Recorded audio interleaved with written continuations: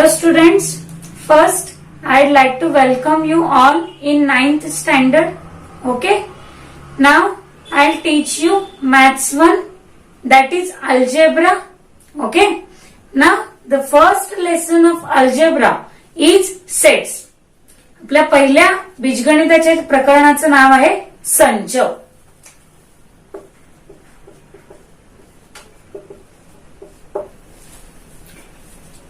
Sets. Have you ever heard this word sets? Good. You are correct. संच हा शब्द तुम्ही बऱ्याचदा ऐकलेला असेल. इवन आपण आपल्या डे टू डे लाईफ मध्ये हा वर्ड अनेक वेळा यूज करत असतो. फॉर एक्झाम्पल पुस्तकांचा संच, चाव्यांचा संच किंवा लायब्ररीमध्ये गेल्यानंतर आपल्याला एक ठराविक ठिकाणी ठराविक प्रकारची पुस्तकं आढळतात. म्हणजेच काय तर प्रत्येक गोष्टींना जर एक प्रकारचा समूह मिळाला तर त्यांना क्लासिफाय करणं अधिक सोयीस्कर ठरते. फॉर एक्झाम्पल तुम्ही शाळेमध्ये जातात, शाळेमध्ये अनेक प्रकारचे विद्यार्थी आलेले असतात, बरोबर. मग कोणी 5वीत 6वीत 7वीत अशा वेगवेगळ्या इयत्तांमध्ये शिकणार. मग त्यांचं क्लासिफिकेशन कसं केलं असेल तर स्टँडर्ड वाईज. तसेच तुमच्या स्टँडर्ड मध्ये सुद्धा डिव्हिजन्स बनवलेले असतात. मग अकॉर्डिंग टू तुमचं फुल संस्कृत असेल, हाफ संस्कृत असेल, मराठी मीडियम असेल, सेमी इंग्लिश मीडियम असेल, तुम्हाला काय केलेलं असतं एक ठराविक प्रकारचे ग्रुप करून सेपरेट केलेलं असतं. मग ज्याही वेळा आपण अशा प्रकारचे समूह करतो कोणत्याही गोष्टींचे, त्यावेळा त्या समूहाला एक विशिष्ट प्रकारचा अर्थ प्राप्त होतो. Whenever we get together various kinds of objects, okay, when we group together various kinds of objects, then that have a particular meaning, correct? So that collection should be called as sets. Okay, अशा प्रकारच्या समूहाला आपण काय म्हणणार आहोत संच. म्हणजेच काय a well defined collection of an objects is called as sets. So first we'll write definition of sets. A well defined collection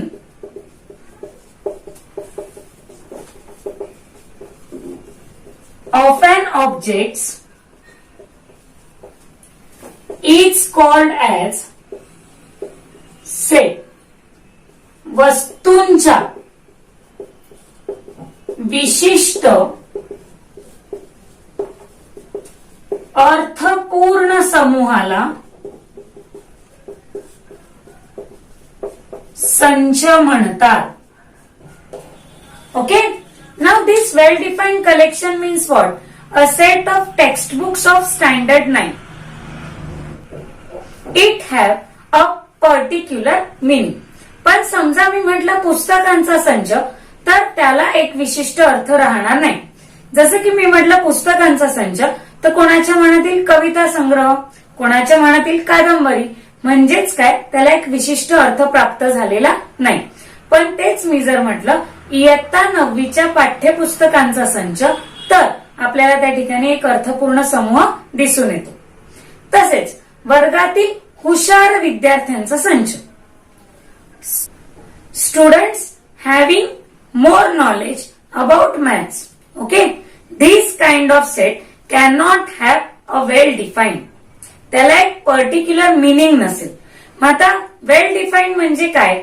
खूप विशिष्ट अर्थ त्याला असायला हवा. ओके, मग हुशार विद्यार्थी किंवा स्कॉलर विद्यार्थी आपल्याला निवडता येणार नाही, कारण प्रत्येक विद्यार्थी वेगवेगळ्या स्किल्स मध्ये हुशार असू शकतो.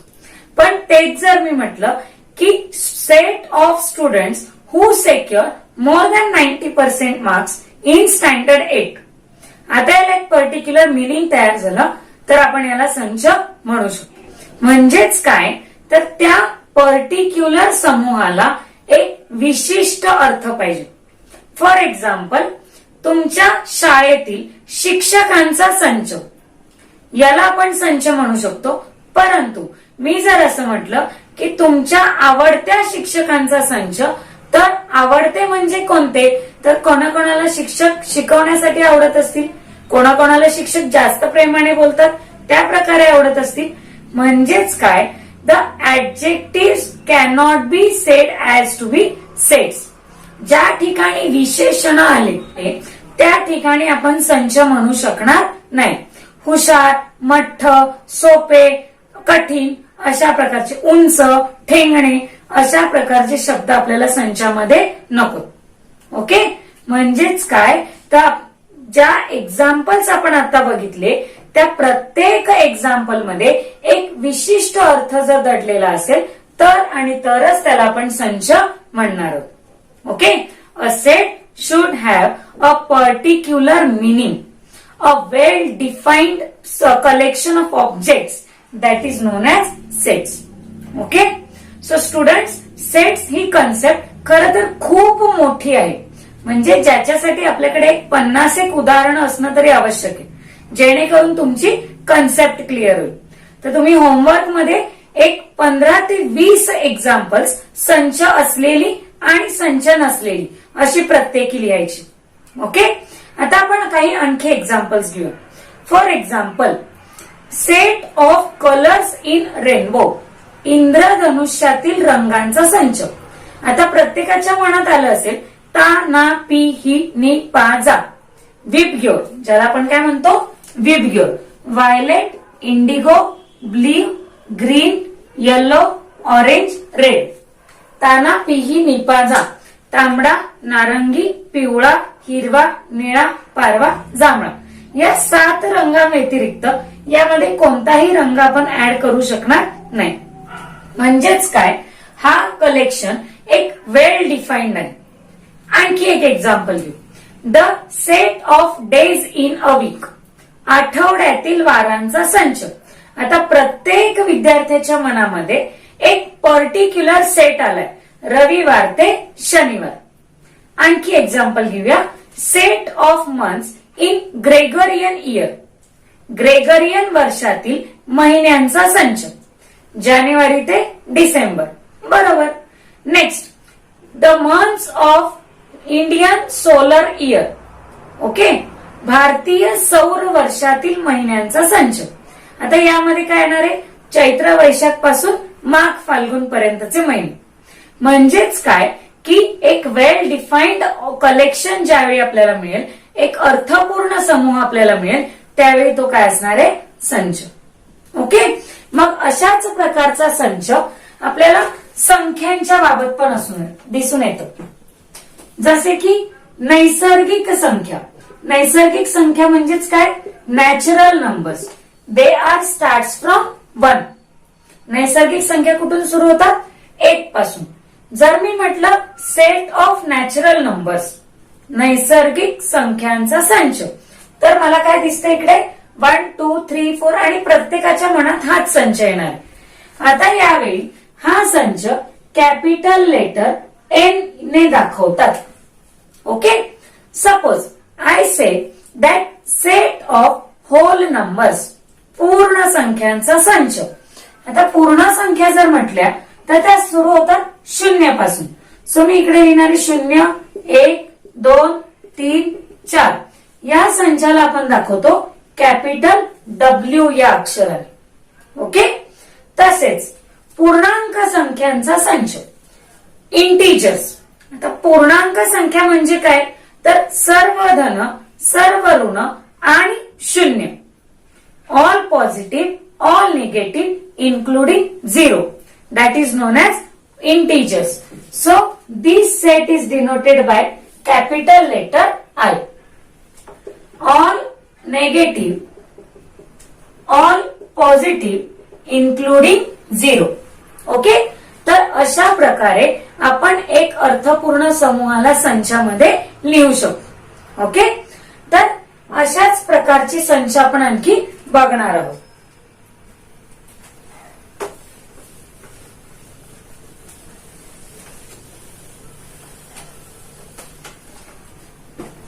संच लिहिण्याच्या देखील काही पद्धती आहेत. सर्वप्रथम आपण पद्धती जाणून घेऊया.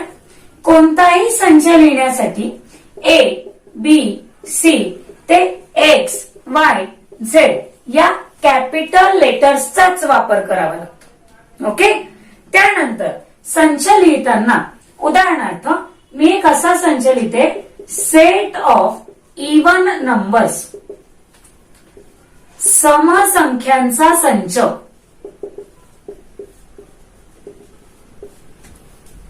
समजा संच ए मला या अक्षराने दाखवायचा आहे, तर मी कसा लिहिणार? ए हे कॅपिटल लेटर बरोबर. संच लिहिण्यासाठी बाळांनो आपल्याला कर्ली ब्रॅकेटचाच उपयोग करायचा आहे, ज्याला आपण मराठीमध्ये म्हणतो महिरपी कंस. मग त्याच्यामध्ये लिहिणार 2, 4, 6, 8 अशा समसंख्या बरोबर. त्यानंतर या संचामध्ये जो काही घटक असेल, म्हणजे उदाहरणार्थ ही प्रत्येक संख्या, त्याला आपण म्हणणार आहोत त्या संचाचा घटक. ओके, या प्रत्येकाला काय म्हणणार आहोत? Element of set. Okay, now these all elements are present in set A that we can write by using 2 is an element of set A, so we can write 2 belongs to A. Okay, this sign indicates belongs to. या चिन्हाला काय म्हणणार आहे आपण? Belongs to. Marathi medium मध्ये म्हणणार आहोत चा घटक असणे. Okay, 2 belongs to A. 2 हा संच ए चा घटक आहे. ओके, तसेच समजा या ठिकाणी 3 या संचाचा घटक नाही, म्हणून मी असं लिहू शकते 3 हा संच ए चा घटक नाही. आपल्याला सिंपली इकडे काट मारायची बरोबर. 3 does not belongs to. This sign indicates for does not belongs to. चा घटक नसणे. Okay, we can read it as 2 belongs to A. 2 हा संच ए चा घटक आहे. 3 हा संच ए चा घटक नाही. बरोबर. पुन्हा एकदा कोणते पॉइंट्स आपण बघितले ते रिपीट करते. Set is denoted by using capital letters. संच नेहमी कॅपिटल अक्षरांचा उपयोग करूनच दाखवायचा. संच लिहिण्यासाठी महिरपी कंसाचाच वापर करावा. We use curly bracket for denoting or for writing objects in a set. त्या संचातील प्रत्येक घटकाला काय बोलणार आहे आपण? एलिमेंट. ओके, घटक. तो कसा लिहिणार आहे? Suppose 2 is element of set A, so we can read it as 2 belongs to A, 3 does not belongs to A. 2 हा संच A चा घटक आहे, 3 हा संच A चा घटक नाही. बरोबर. तर संच कशा प्रकारे लिहायचं ते आता आपण बघितलं. आता या पुढील टप्प्यामध्ये आपण बघणार आहोत की संच लिहिण्याच्या पद्धती. Methods for writing a set.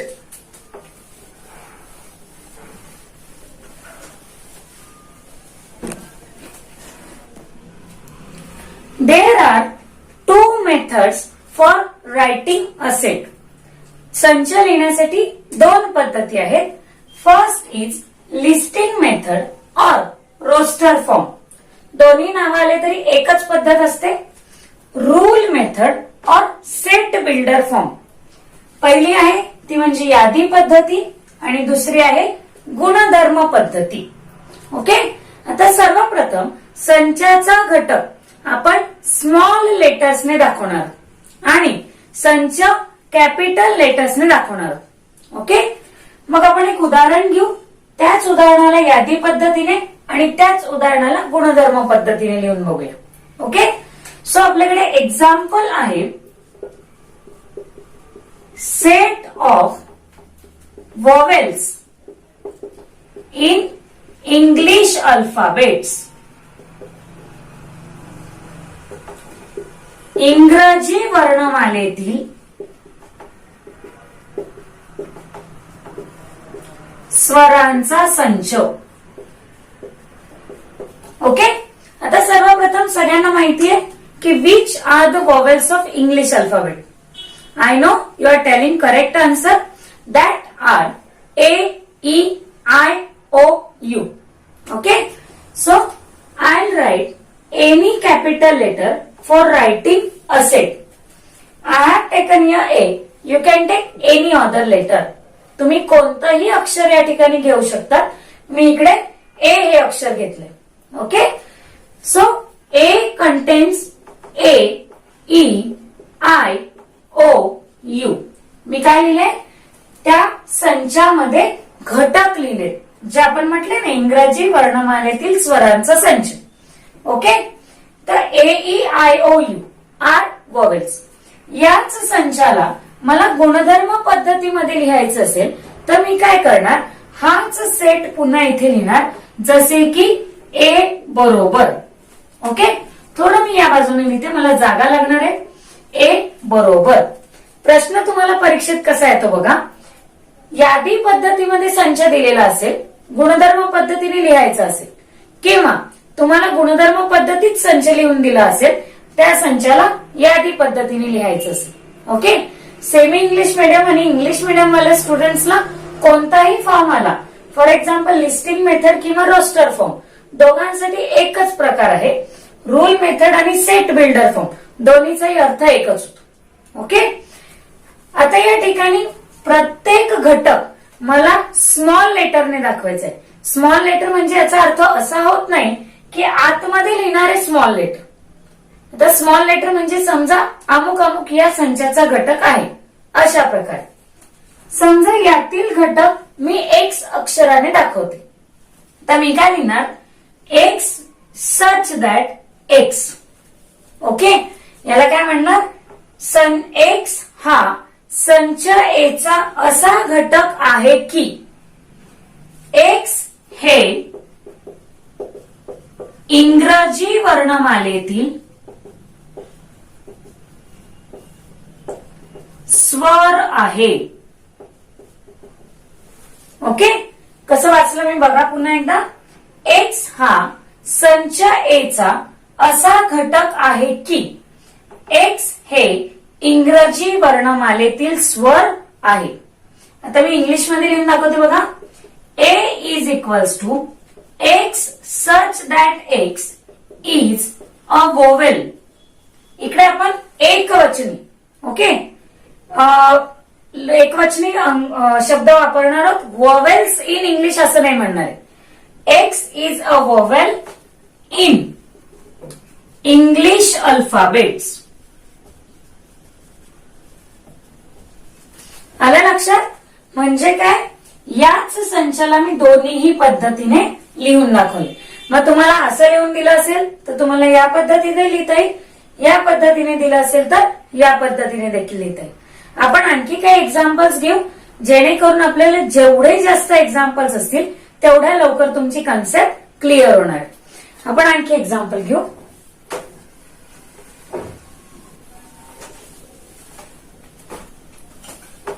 For example, set of odd natural numbers.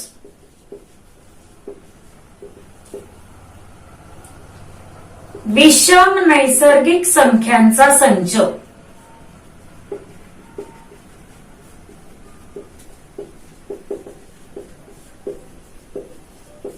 Okay. समजा हा सेट मी ओ या अक्षराने दाखवते तर मला काय मिळेल? ओ इज इक्वल टू, आता विषम संख्या कुठून सुरू होतात? 1, 3, 5, 7 अशा पद्धतीने. म्हणून मी इथे लिहिते 1, 3, 5, 7, 9 आणि पुढे डॉट डॉट डॉट डॉट करणार आहे, कारण मला माहिती नाही मला कुठपर्यंतच्या संख्या लिहायची. फक्त त्यांनी म्हटलंय विषम नैसर्गिक संख्या. जर त्यांनी म्हटलं 10 पर्यंतच्या विषम नैसर्गिक संख्या तर मी इकडे फक्त 9 पर्यंतच लिहिणार. ओके. याला गुणधर्म पद्धतीने लिहूया. ओ बरोबर. आता आपल्याला इकडे कोणताही एक स्मॉल लेटर घ्यायचा आहे. मी वाय घेते. Y. Y is an odd natural number. सोपं आहे. ओ या संचातील वाय हा घटक असा आहे की वाय ही विषम नैसर्गिक संख्या आहे.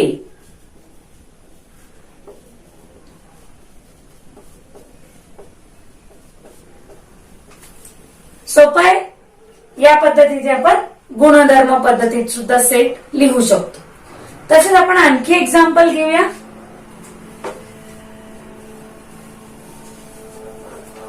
Set of even prime number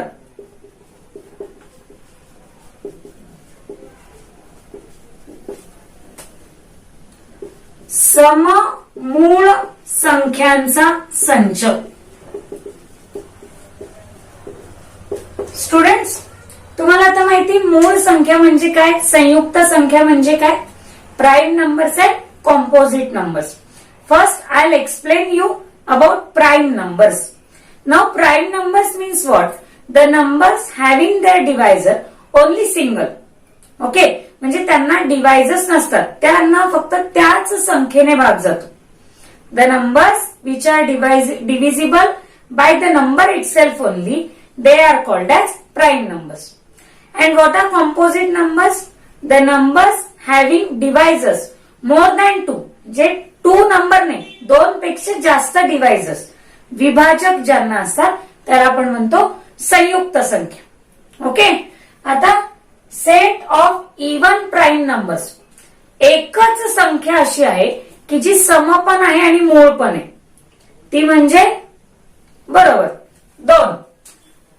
समजा मी इकडे संच घेते ई, त्याच्यामध्ये संख्या लिहिणार आहे 2. ओके, आता हाच संच मला गुणधर्म पद्धतीत लिहायचा. मग मी काय लिहिणार, ई इज इक्वल्स टू, तुम्हाला वाटेल ते एक स्मॉल लेटर घ्या, मी इकडे ईच घेते. E is set of e such that e is an even prime number. Okay, काय म्हटलं मी, ई हा संच ईचा असा घटक आहे की ई ही सममूळ संख्या आहे. ओके, अगदी सोप्या पद्धतीने आपण लिहू शकतो. आणखी आपण एक संच घेऊया.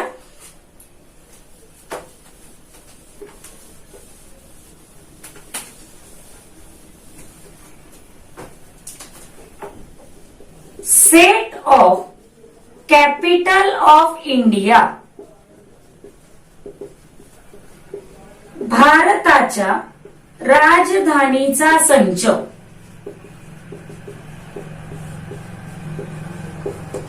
ओके, आता सगळ्यांच्या अगदी एका सेकंदात डोक्यात उत्तर आलं असेल की capital of India is new Delhi. नवी दिल्ली ही भारताची राजधानी आहे. म्हणून मी याला एक सेट कोणताही लेटर घ्या. फॉर एक्झाम्पल मी घेते C. C is set of New Delhi. C या संचामध्ये कोणता घटक आहे आता, नवी दिल्ली. ओके, आता मला याच संचाला गुणधर्म पद्धतीत म्हणजेच रूल मेथड मध्ये लिहायचं. सो मी कसं लिहिणार, C is equals to, you can take any small letter, कोणताही एक स्मॉल लेटर घ्या. Suppose X is object which is present in C. X is capital of India.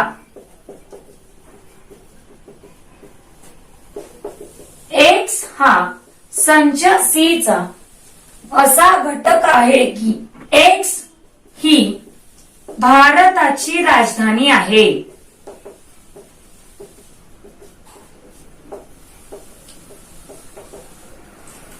सोपं आहे. अशा प्रकारे आपण आणखी उदाहरणं होमवर्क मध्ये तुम्हाला देणार आहोत. ओके, सो सगळ्यांनी अशी वेगवेगळी उदाहरणं स्वतः घ्यायची, स्वतः वेगवेगळी उदाहरणं बनवायची आणि त्यांना दोन्हीही पद्धतीमध्ये लिहायचं. ओके, आता आपण नेक्स्ट टॉपिक कडे जाणार आहोत. Now students, we have given an activity on page number 3 of your text book. तुमच्या पाठ्यपुस्तकाच्या पान नंबर 3 वरती एक तुम्हाला सारणी पूर्ण करायला दिलेली. ओके, आता या सारणीमध्ये काय आहे, एका बाजूला यादी पद्धतीत संच आहे आणि एका बाजूला गुणधर्म पद्धतीत संच दिलेले आहेत. ओके, तर ज्याही ठिकाणी आपल्याला बॉक्सेस रिकामे दिसतात त्या ठिकाणी त्या संचाला लिहायचं. पहिला तर आपल्याला सोडवणंच दिलेलं आहे. दुसरा सेट काय दिलाय बघा, B is set of X such that x is whole square number between 1 to 20. X हा संच बीचा असा घटक आहे की एक्स ही 1 ते 20 मधील पूर्ण वर्ग संख्या आहे. आता लक्षात घ्या, पूर्ण वर्ग संख्या परफेक्ट स्क्वेअर नंबर म्हणजे काय, तर त्याचं स्क्वेअर रूट वर्गमूळ काढलं असता पूर्ण संख्या येते. बरोबर. मग आता 1 ते 20 मध्ये कोणत्या संख्या वर्ग आहेत, तर आपण सगळ्यात पहिले हाच संच इकडे लिहूया, बी बरोबर.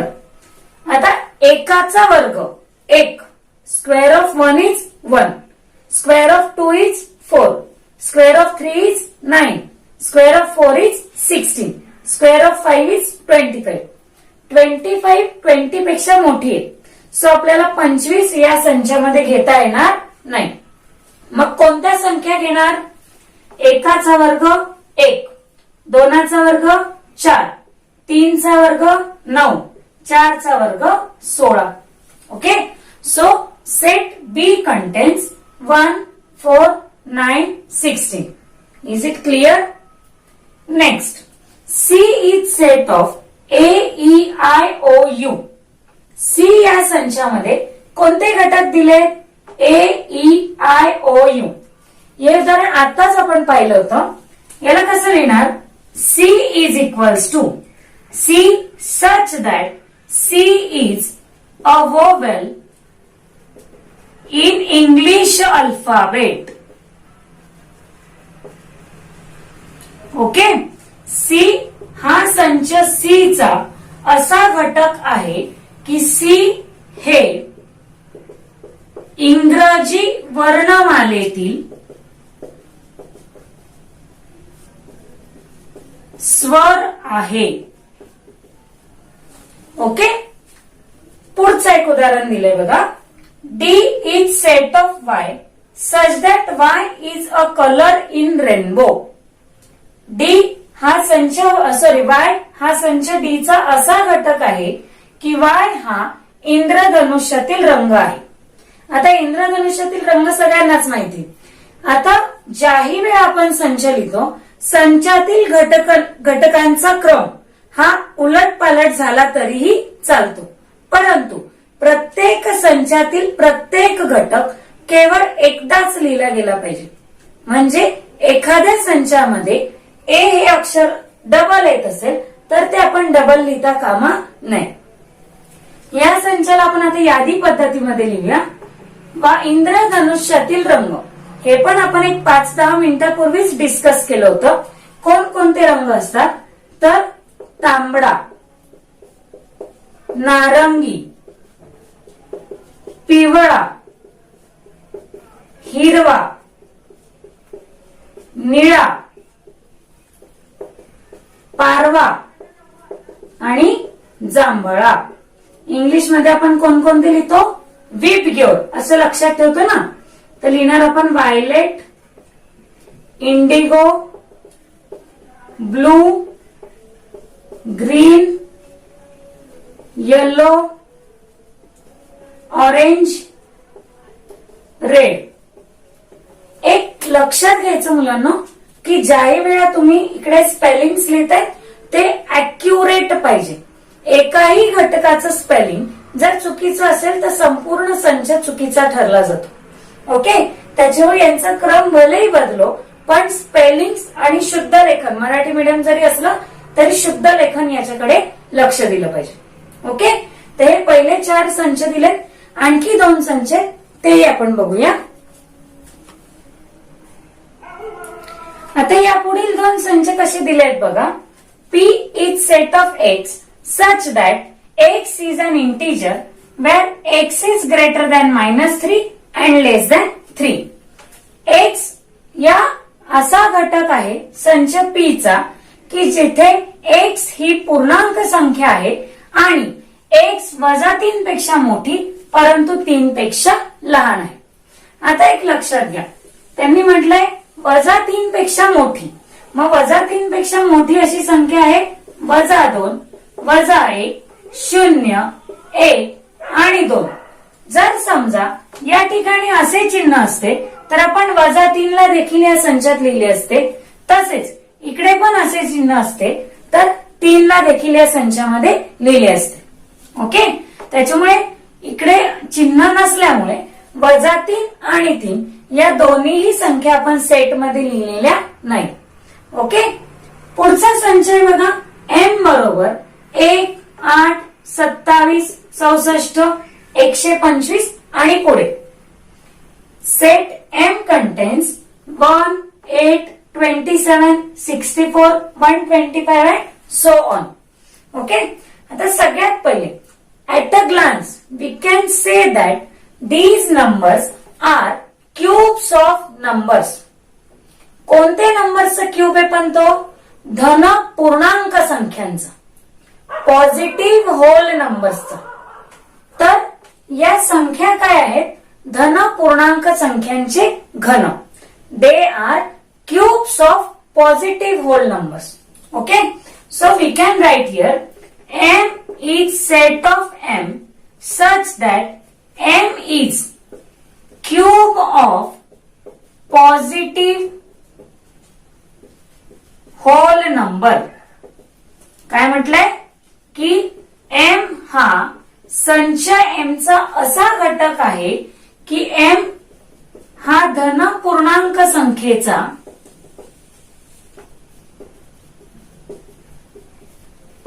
घन आहे. ओके, तर अशा प्रकारे पान नंबर 3 वर दिलेली ऍक्टिव्हिटी आहे. ओके, हो, सगळ्यांना या व्हिडिओमध्ये बघितलेला सगळा अभ्यास समजला असेल. काय काय बघितलं आपण की what is mean by set, संच कशाला म्हणायचं, then methods for writing a set, we can use any capital letter to denoting a set. संच लिहिण्यासाठी आपण फक्त कॅपिटल अक्षरांचाच वापर करतो. We can denote object of set by using small letters in English alphabets. आपण संचातील घटक दाखवण्यासाठी इंग्रजी वर्णमालेतील लहान अक्षरांचा वापर करतो. For writing set we use only curly bracket. कोणताही संच लिहिण्यासाठी फक्त महिरपी कंसाचाच वापर केला जातो. संच म्हणजे एक विशिष्ट अर्थपूर्ण समूह. Set means well defined collection of an objects. Okay, so in next video we will start practice set 1.1. Wish you all the best.